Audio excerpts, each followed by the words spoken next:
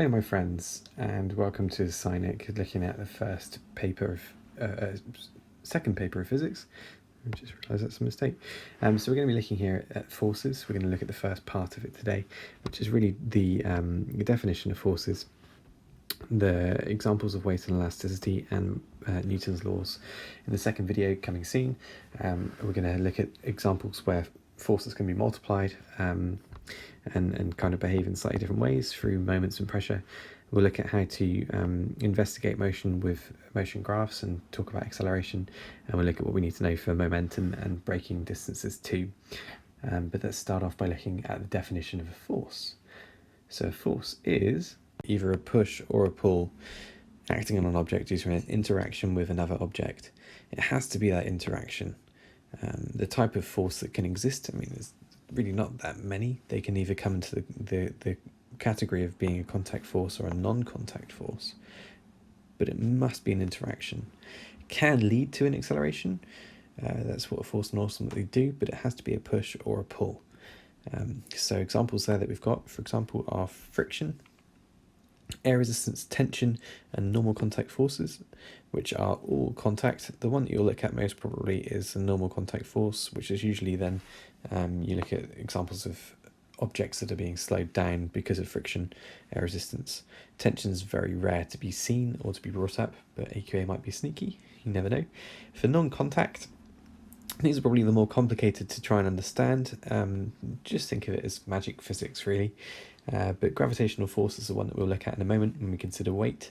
Electrostatic force is the attraction between a positive and a negative thing, and magnets really are wizardry and magic, which will be covered later on when we're looking at the magnetism topic.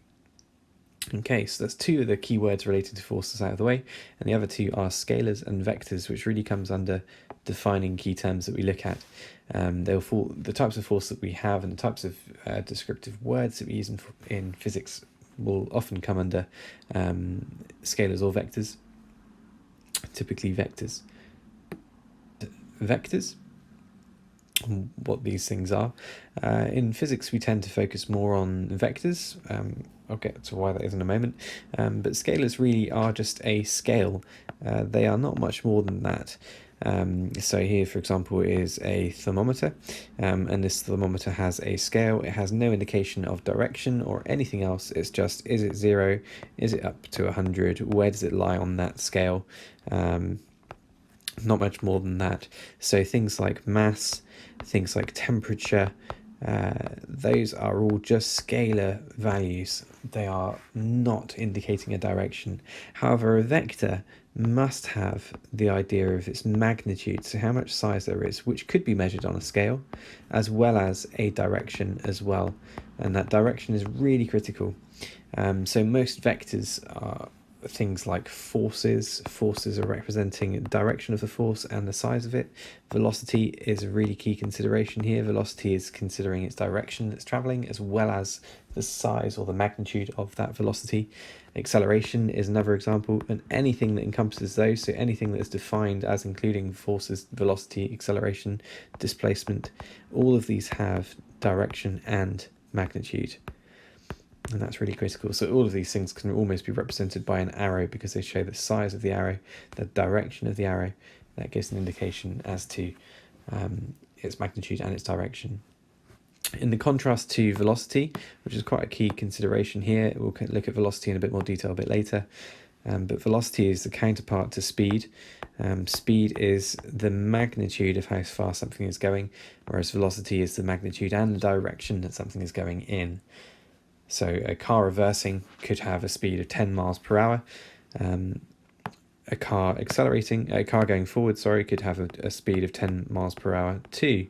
The speed is exactly the same, but for velocity, the car going forwards would have 10 miles per hour. The car going backwards at that same speed would have a velocity of minus 10 miles per hour. So when we start considering velocity and movement in physics, direction is very important. So now we've considered what types of forces there are, let's have a little consideration as to how we might draw them, how we might represent them. And the first thing that we realised was it was a vector, which is very important because vectors have the magnitude and they have direction. And so the perfect way to represent a force in a diagram is through drawing an arrow. An arrow has a length and it has a direction. So if we have a very simple free body diagram, of a ball sat on a table, that ball will have a force of weight pulling it down. We'll also have the reaction force, which we'll get onto a bit later, which is equal and opposite, which is pointing straight up again. The length of those arrows are really important, and obviously the direction is too. In this case, they are balanced. The resultant force for the ball would actually be 0, and we wouldn't be able to draw it, but it would just be absolutely 0. There's nothing there. An example question here is on the right, and you will see we've got a boat that's stationary, floating on the ocean. It's not moving. Figure 2 shows a part of a free body diagram for the boat. Complete the free body diagram for the boat. And what you've got here, which is really important, is a scale. And that scale shows us that 1 centimetre on this arrow is equal to 5 kilonewtons. So if you measure this, for example, to be 5 centimetres in length, we can then work out how much force that is. And that's really important. Again, going back to the fact that it's a vector, it's giving us the magnitude and the length and the direction it's working. What we have to do, though, is complete the free body diagram. In this case, working out what the force is, it's going to be equal and opposite because it's stationary. And we can give a name of this one for upthrust, which we'll get onto later when we look at pressure.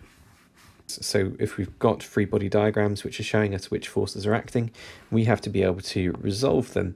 And resolving them will come into 2 different skills. This is, bear in mind, a higher tier skill only. It's only the top level questions that will ask you to do this.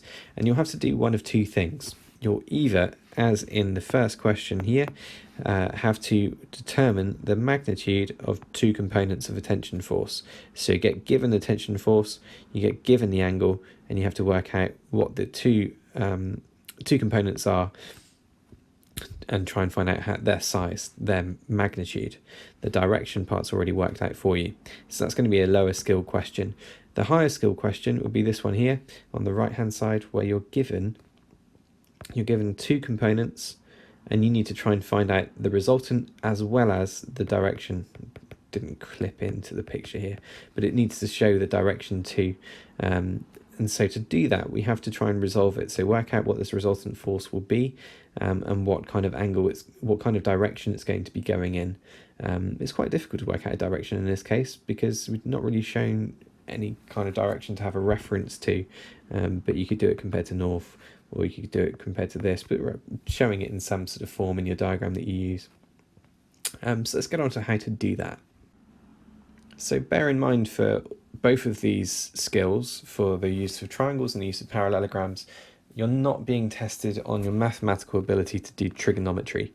You're being assessed on how to draw a scale diagram using a protractor and using a ruler. And you must have these bits of equipment in your exam. There's no way you'll be able to get through these questions without it. And also when you're looking at lenses, they're really, really important.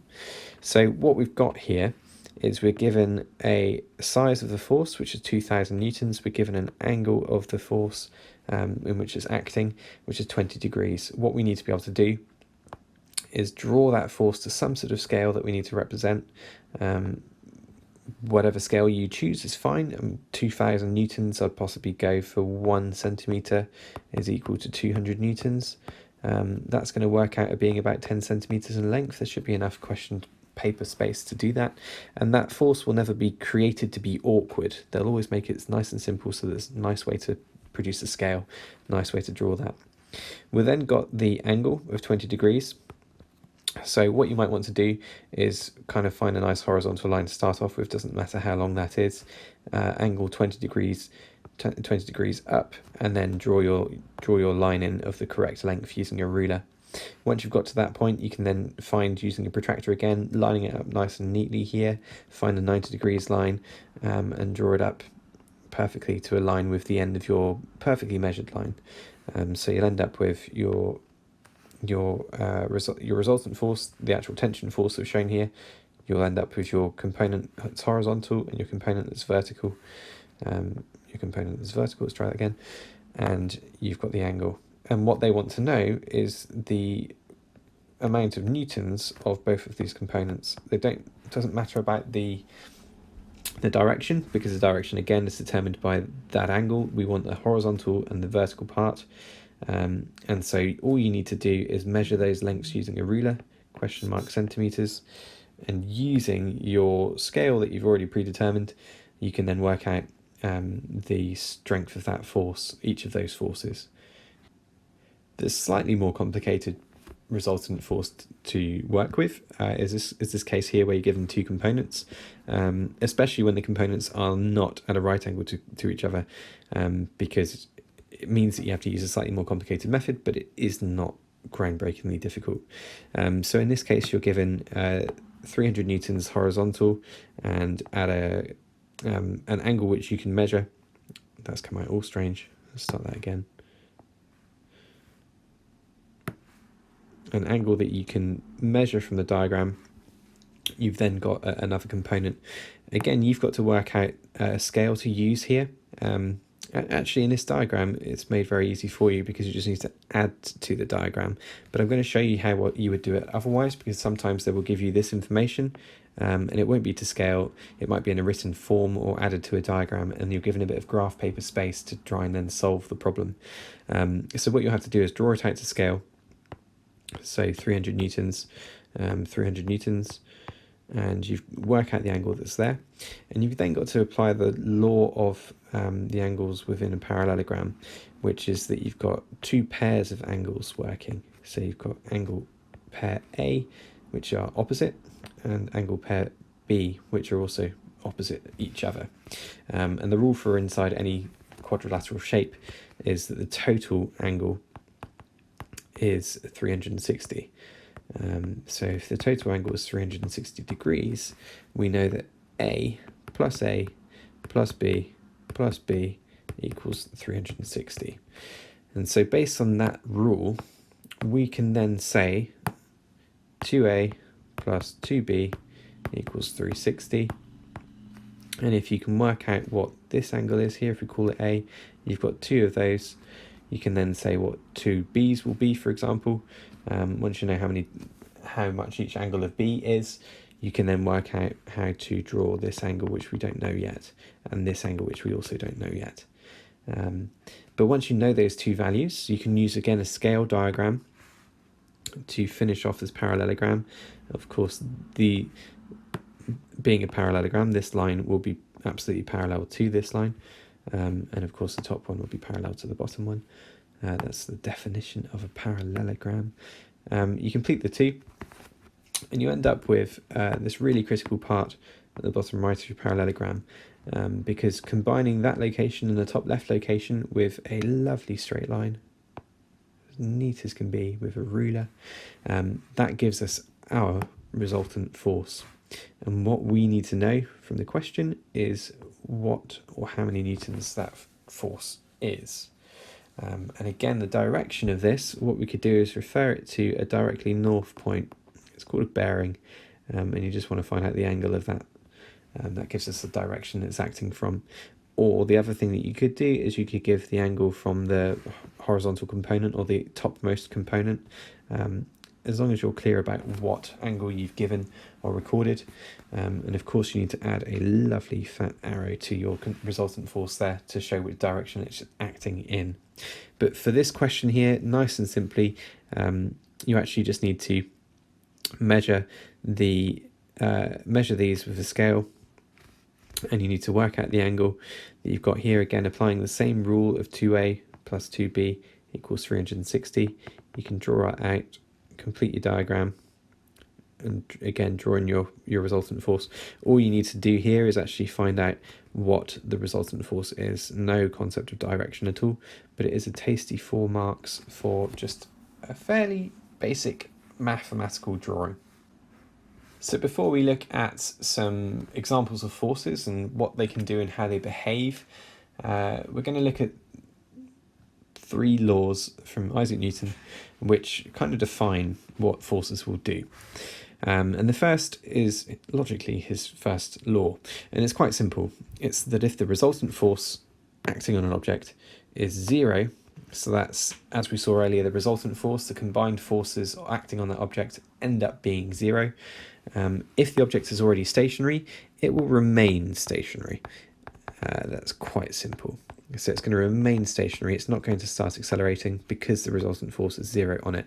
And if the object is moving, so we've got a car here that's moving, is moving in this direction, and let's say it's moving at 70 miles per hour, and the engine is applying this driving force, let's call it F, and because of it moving through air, it's going really, really fast. It's the fastest thing you've ever seen. It's got a resultant force, not a resultant force, a counter force, which is air resistance in this case, or drag. Let's call it drag just to save pen. And the drag here is equal and opposite to the force. As a result, the resultant force is zero. And because the resultant force is zero, but this object is already moving, it will remain moving at a constant velocity. Remain moving at a constant velocity, and that's really important. So it's not constant v velocity. It's not going to accelerate in any direction. It's not going to accelerate. Not going to accelerate at all. That's critical. So again, if the resultant force acting on an object is zero, it's not going to change its movement direction, accelerate, or start moving if it's stationary. The extra part to consider here is if you're doing higher tier, is something called the inertia, which is the difficulty in changing something from a state of rest or constant uniform motion. And it's a difficulty in doing that. The specification uses the word the tendency of things staying in this state. So it's a difficulty in changing that. And the difficulty comes down usually to their mass. So the larger mass of an object requires more of a force to change its state, or from uniform motion or from rest. And it's really simple as that at this stage. On to Newton's second law. Newton's second law is pretty clear as well. You can see here the acceleration of an object is proportional to the resultant force acting on the object and inversely proportional to the mass of the object. We can actually write that as an equation, and again it's one that we need to know, and the way that we tend to write it is F equals ma, but matching that definition we have A is equal to, or is proportional to, the resultant force, and inversely proportional to the mass of, not acceleration, it's the mass of the object. In case that's basically saying if you increase the mass, you're going to decrease the acceleration.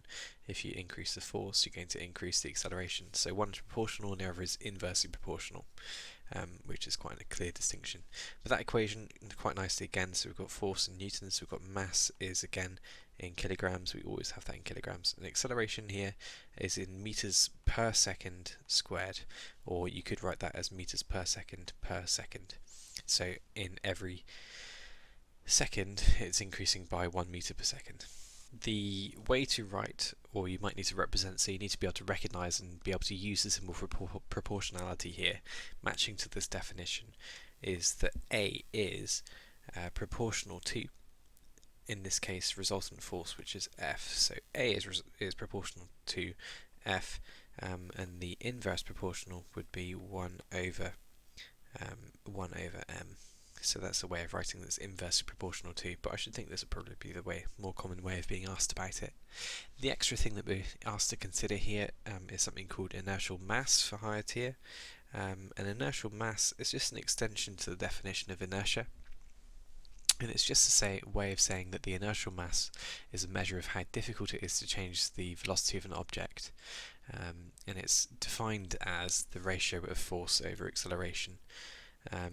So the inertial mass, therefore, if you're looking at this equation, mass is equal to the force over acceleration, and inertial mass therefore is this part. That's the inertial mass. Basically, the more force is required to increase the acceleration. The higher tier extension here is something called inertial mass. So we're considering a mass here, and again it's the inertia, so it's the difficulty of changing how this object is moving, and it's a difficulty here in changing its velocity. And of course a change in velocity over time is caused by an acceleration, and it's a difficulty in changing that, so it's how much force we need to apply to cause the acceleration. So the definition of it is just a measure of how difficult it is to change the velocity of an object. It's a very loud motorbike. Velocity of an object defined as the ratio of force over the acceleration. The extension to the second law, so this is a required practical, is to show how you could investigate the relationship between force, mass and acceleration. And what we're asked to do here is investigate the effect of varying the force of the acceleration of an object, which has a constant mass, or the effect of varying the mass of an object and what effect that has on the acceleration. So this diagram shows it quite perfectly. You've got a pulley here, so you've got a set of masses pulling down on a string which is attached to a cart, and the cart's going to get pulled this way. We can vary the mass of that cart, which is going to cause the cart to accelerate or decelerate based on the equation that we have. And so if you have a higher mass, for example, you're going to need a lower acceleration if you've got the constant force being applied. If you look at the other example, we've got to vary the force, and to vary the force we change this mass, which is here shown in the diagram as being of constant mass, but if we change that mass we are applying a different we're putting in a different mass, multiplying that by gravitational field strength gives us a different weight, which in this case is our force, and so we can vary that force, and by varying that force again we can investigate if we change the F, and we've got a constant mass, we can divide by the mass. It shows us how the acceleration will change, and again the experiment here is to basically prove Newton's second law. You collect enough data, you'll be able to show that pattern, that proportionality, and inverse proportionality that we're asked to show for Newton's second law. On to Newton's third law of motion in forces, and the final one that we need to know. And the law here is nice and quick and easy, and it's one that most people will be able to actually just regurgitate. It's one that sticks in people's minds. So whenever two objects interact, the forces they exert on each other are equal and they are opposite. That's equal in magnitude, going back to vectors, so equal in size, if you like, in strength, and opposite in direction. And it's that simple. But what you'll have to do is be able to regurgitate that statement, as so many of you I'm sure can do already, but then you need to be able to apply it to different examples or situations. So here we've got a standard example of two ice skaters. Both are on a lovely frictionless surface. They are not moving at this point, but if one of them pushes against the other will end up exerting an equal and opposite force. This always happens, and so if this person on the left pushes against the person on the right, pushing on the person on the right, by this law of physics, law of forces, will exert a force on her back again, with an equal and opposite reaction force, causing both of these skaters to accelerate in their opposite directions. Of course, based on Newton's second law, the amount of acceleration that they have will be based on their mass. So if they have a larger mass, their acceleration will be less. If they have a lower mass, their acceleration will be more. Another example here, which is quite nice because it ties us to a free body diagram on the right, someone pushing up against a swimming pool wall. So the individual here is pushing against the wall with her feet with a force. She's actually pushing the wall away from her with this force to the right, and the wall as a result is exerting a force on her which is equal and opposite, which is actually what forces her away from the wall, which is the part that perhaps is difficult to get your head around. She's not actually pushing herself off the wall, it's the wall that's pushing herself off it. But if you look at the free body diagram for this, as it says in the diagram, a system of interest, so just for that swimmer, we can see the forces that are actually acting on her. So we've got buoyancy force, we've got weight, they're each other, so she is stationary in a vertical direction. She's not accelerating up or down in that case, but she only has one force acting on her, which is this force of the wall on her feet, which is causing her to then spring off. If you had the same free body diagram for the wall, you'd have the same forces pretty much. You'd have the reaction force of the Earth against it, which is almost like a buoyancy force in a weird kind of backwards way. You've got weight of it forcing down as well, both of which is equal and opposite in size. So for this thing, it's not actually moving up or down, of course, but it would then have a force acting to the right. But in this case, that wall is part of the Earth, and its mass is so large that it's just not going to accelerate. Its inertia is too big for those of you doing height here, so it's not going to start moving. Okay, for the next part, we're going to be looking at weight quite specifically. Weight is a force. It is an action force based on, due to gravity. It's coming from gravity as an origin. That's where it's come from. Weight is obviously due to this force acting due to gravity from the Earth.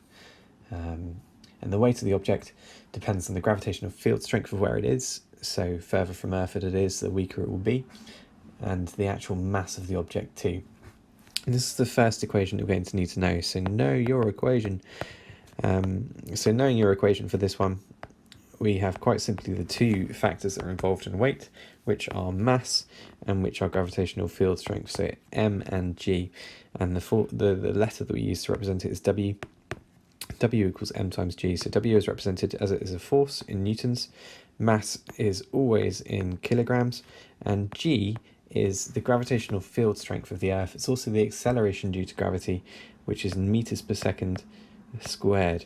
That actually we have to know is 9.8. You'll usually get given that or the value to work with. It might be simplified to 10, for example, in lower level questions. But that equation is one that we do need to know. It is very similar to an equation that we'll look at later in the kind of structure that we have, which is an equation which we will look at, which is F equals m times by a.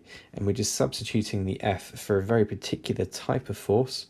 And the A here is represented by G, which is again just an acceleration still. So force equals mass times acceleration is just the same as weight equals mass times by gravitational field strength. Okay, on to our second example of forces after weight. So this is elasticity. And we do need to know an equation here, and we're going to get straight into looking at it, which is the force required to extend a spring is the extension multiplied by something called a spring constant. And a spring constant is a measure of how much force we need to apply to extend it. And as a result, its unit is newtons per meter. If you think about what that means, it's the amount of force we need to apply to extend it a meter.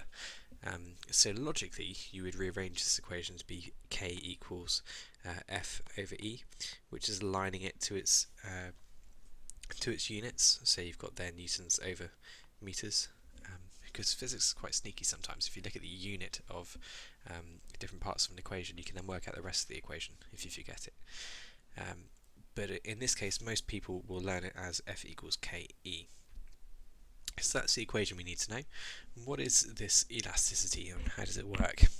Well, there's two types of deformation that can happen to an object when a force acts upon it. It will either elastically deform or it will inelastically deform. Elastic deformation basically means it will return to its original shape, and inelastic deformation will mean it won't. It will just change its shape permanently. And the extra little consideration that we have to make here, which is linked in the specification, is that we need to be aware of the fact that if we're going to change an object that is stationary, whilst it's stationary, we need to have two forces acting upon it.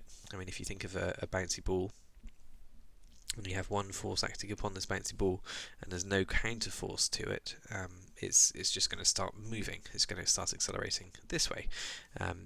However, if there are two forces acting on it, it's going to end up getting compressed, or you could cause it to extend, or you could cause it to bend. Okay. The extra part that we need to then look at is another required practical, which is required practical number 6. second in the topic that we've looked at so far. And what we need to be able to do for this is we need to be able to investigate the relationship between a force and extension for a spring. So again, this is a relationship, and they love to ask about relationships in physics. Unfortunately, a lot of physicists don't really have to work with that part, relationships that is, of course. But in this case, we need to look at force and extension. So what you would have to do is collect a whole bunch of data. The data you'd be collecting in this case would be you've got your spring, and you're applying a mg to it, which is equal to weight, so you're changing a weight to it, and you're measuring the length of the extension, and with that extension compared to the force, we can hopefully work out the spring constant. So if you divide any force you've collected, any weight that you've applied by the extension of the spring, it should give you the same answer every single time, which should be the spring constant. So what we'll then be asked to do is, when you're running the experiment, you should be able to calculate the extension from the spring, and to do that we have to first identify the length of the spring with zero extension. So with zero extension we have basically the spring at rest, it's not being stretched at all. So you should measure that length, and then when you've applied a mass, so you've applied your weight, you've applied this part, we can then measure its new length. So we measure how far it's stretched to, so it's springy. We've measured that new length, and we take away what it was when it was a zero extension, and that will give us our extension. It has to be the change in length of the spring. That's what the extension should be. So when we have when weight equals 0, we should have E being 0. The extension should be 0 too. That's really important. And when we take our data and we plot it a bit differently than we normally would, we have extension here at the bottom, and we have force up the side as y-axis. And when we plot two together, because they are following a law of proportionality here again, spring constant should always be the same. The gradient should be exactly the same the whole way through, provided it doesn't go beyond the limit of proportionality, which is quite important. So that should be a straight line, but if it does go past the limit of proportionality, which is basically where the spring has been stretched too far. I mean, we've all done it. We've all taken springs out of pens and things, and you pull on it a bit too hard, and it doesn't then return back to how it was before.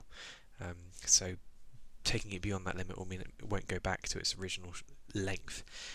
It will cause the graph to follow a different pattern, and the kind of pattern it will show is where it doesn't need to have much of a change in force to cause it to have a great big change in extension.